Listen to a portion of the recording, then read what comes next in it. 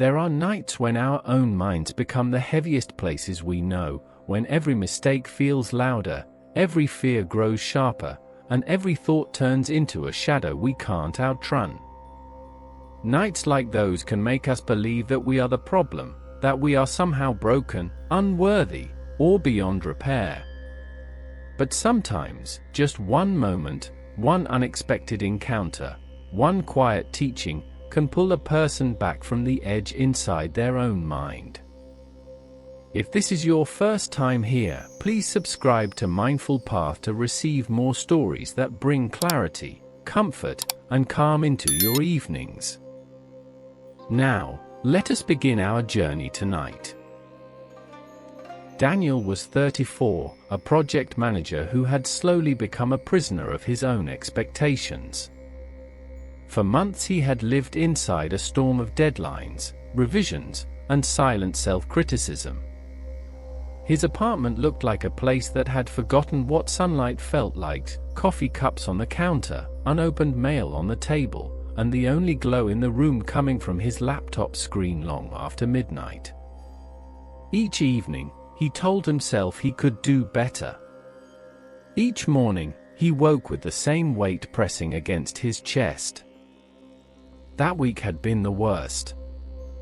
A small mistake in a client presentation, a misplaced file, a detail he had overlooked, had spiraled into a tense meeting, a disappointed manager, and an even deeper disappointment inside himself. Daniel replayed the moment again and again, the way we sometimes torture ourselves by scraping an old wound just to feel it bleed. He carried the shame into every corner of his day, until it began to feel like part of his skin.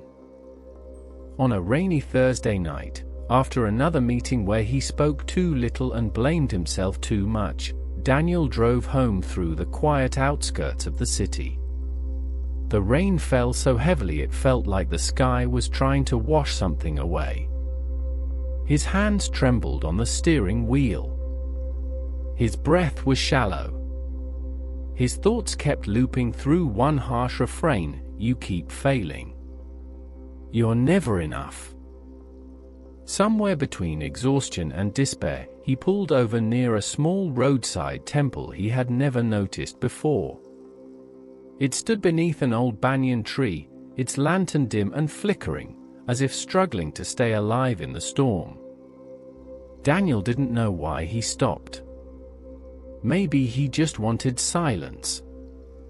Maybe he was afraid of going home to the noise of his own mind. He stepped inside, shaking the rain from his jacket. The temple was nearly empty, quiet, warm, and lit by the soft glow of oil lamps. And there, seated on a wooden stool near the altar, was an elderly monk repairing a small brass oil lamp. His hands were steady despite the storm outside. Daniel watched as the monk adjusted the cotton wick, loosened a piece of metal, and added a single drop of oil. The flame, weak and trembling, grew brighter. The monk glanced up and smiled gently. "You look tired," he said, not as an accusation, but as a simple truth. Daniel managed a quiet nod. Without asking anything more, the monk held up the lamp. "This light," he said, "did not fade because darkness became stronger." He loosened the tiny screw holding the wick in place. "It faded because the wick was held too tightly." Daniel frowned slightly. "What do you mean?" The monk gestured for him to come closer. "When the wick is clamped too hard," he explained, "the oil cannot rise. The flame suffocates. But when we loosen it, just a little." He turned the screw gently. The flame steadied, brightened, filled the glass with warm gold. The light returns on its own. Daniel felt something shift inside him. The monk looked into his eyes, calm and patient. "Many people blame the darkness," he said softly. "But the truth is, they are simply holding themselves too tightly.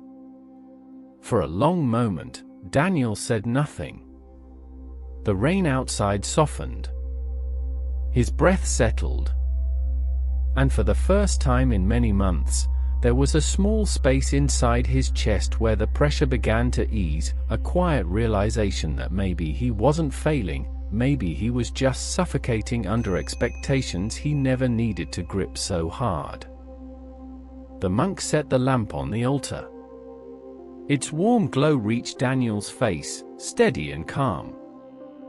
"You don't need to fix everything tonight," the monk added. "Just loosen your grip. A little is enough." Daniel closed his eyes, letting the warmth push back the cold edges of his thoughts. He had come to this place by accident, yet somehow, it felt like he was meant to hear exactly this. When we look back at Daniel's night in the temple, the moment may seem simple, just an old lamp, a loosened screw, a flame returning to life. But that simplicity is what makes the lesson so powerful. The lamp was never broken. The flame never disappeared. The darkness didn't win. The only issue was the pressure placed on the wick, a small but critical detail that determined whether the light would breathe or suffocate. In many ways, we are the same. We often assume our exhaustion comes from the world being too heavy, too demanding, too fast. But more often, it comes from the pressure we place on ourselves, pressure to be perfect, pressure to never fail, pressure to always stay ahead, pressure to hide our weaknesses. And when that pressure becomes too tight, our inner flame dims, not because we are flawed, but because we have forgotten to allow ourselves space to be human. As we reflect together tonight, let us gently decode the lesson behind the lamp. Daniel's realization in that temple was not dramatic or loud. It did not arrive like lightning or a miracle. It arrived quietly, the way wisdom often does, through noticing something small, something ordinary, something easily overlooked. He understood, in that soft glow, that his problem was not incompetence, nor failure, nor the world turning against him. His suffering came from a constant tightening, thinking endlessly, pushing endlessly, criticizing endlessly. He had spent months fearing mistakes, replaying every conversation, telling himself he should have done more, achieved more, been more.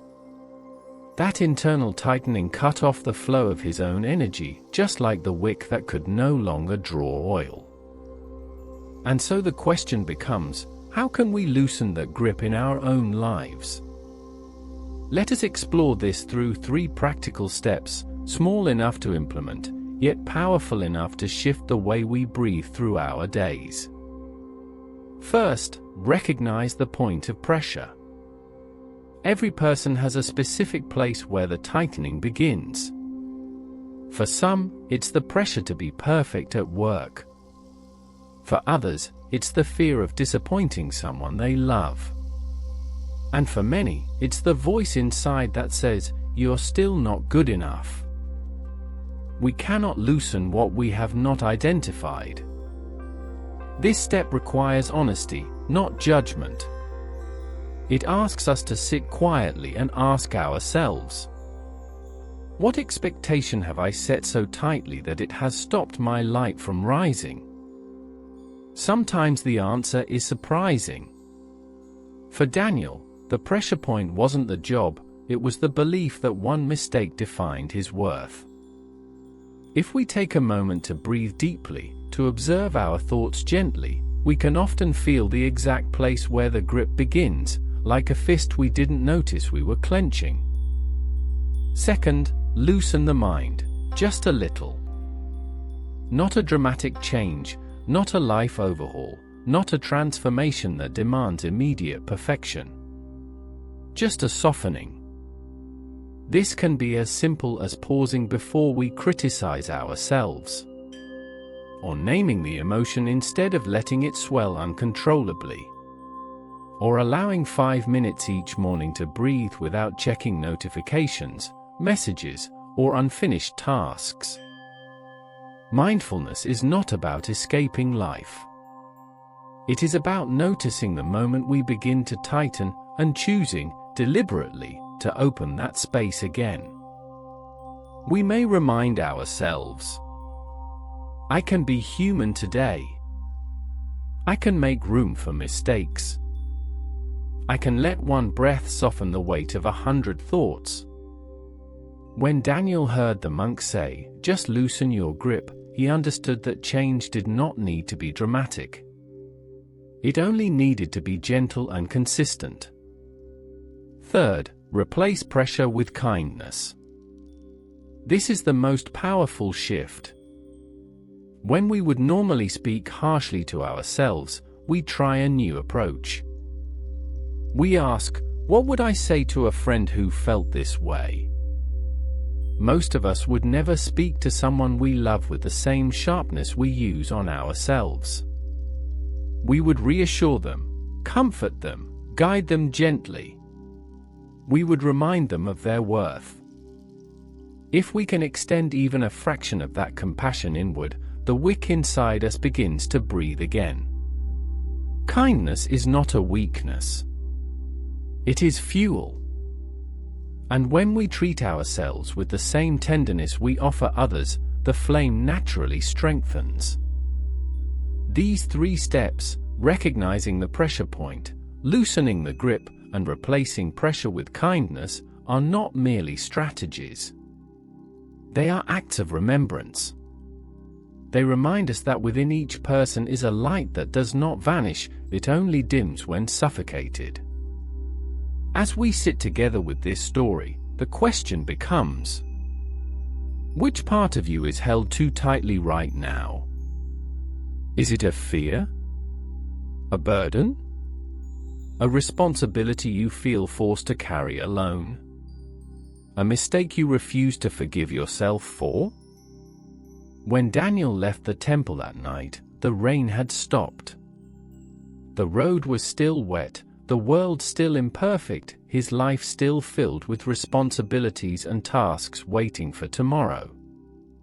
But something inside him had shifted. His breath moved more freely. His thoughts softened. His shoulders lowered. He no longer felt like he was drowning in expectations he had created. He realized that the world had not been attacking him. He had simply forgotten to allow himself to breathe. That small shift was enough to keep his flame alive. And perhaps, tonight, it can do the same for you. There is a simple truth glowing at the center of tonight's story.